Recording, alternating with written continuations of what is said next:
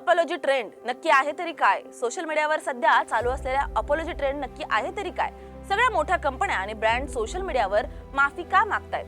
Social मीडियावर सध्या एक भन्नाट ट्रेंड व्हायरल झालाय, अपॉलॉजी ट्रेंड. पण हा नेहमीचा माफीनामा नाही. पूर्वी ब्रँड्स माफी मागायचे जेव्हा काहीतरी चूक व्हायची, प्रोडक्ट खराब निघायचा किंवा ग्राहकांचा विश्वास तुटायचा. आता परिस्थिती उलटली आहे. आज मोठ्या मोठ्या कंपन्या माफ करा, आम्ही खूप चांगले आहोत असं म्हणत सोशल मीडियावर मजेशीर पोस्ट करतायत. हा फॉक्स सॉरी ट्रेंड म्हणजे विनोदी पद्धतीने आपला ब्रँड प्रमोट करण्याचा नवा फॉर्म्युला आहे. हे सगळं सुरू झालं स्कोडा पासून. त्यांनी आपल्या कारच्या स्मूथ ड्राईव्हसाठी माफी मागितली. त्यानंतर टी सिरीज, हल्दीराम्स, अडानी अंबुजा सिमेंट, रिलायन्स डिजिटल आणि धर्मा प्रोडक्शन्स यांनी सुद्धा सोशल मीडियावर आपले माफीनामे पोस्ट केले. कोणी म्हणाला आमची सिमेंट इतकी मजबूत आहे की कील ठोकता येणार नाही, तर कोणी म्हणाला आमचं गाणं इतकं ऍडिक्टिव्ह आहे की लोक झोपूच शकत नाही. म्हणजे परफेक्शनलाच त्यांनी चूक ठरवलंय.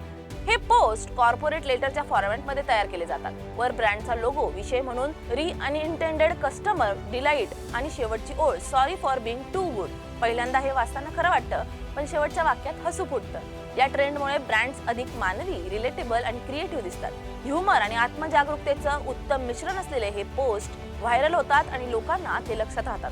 पण काही तज्ञ सांगतात, सॉरी हा शब्द जबाबदारीचा असतो. जर एखाद्या ब्रँडवर आधीपासूनच वाद किंवा तक्रारी असतील आणि त्यांनी असं मजेशीर माफीनामा पोस्ट केला, तर लोकांना ती गोष्ट हलकी वाटू शकते. शेवटी सांगायचं तर भारत सध्या sorry for being too good या मूडमध्ये आहे. हा ट्रेंड ह्युमर आणि मार्केटिंगचा भन्नाट संगम आहे. पण लक्षात ठेवा, खरी माफी फक्त ट्रेंड नसते, ती एक भावना असते.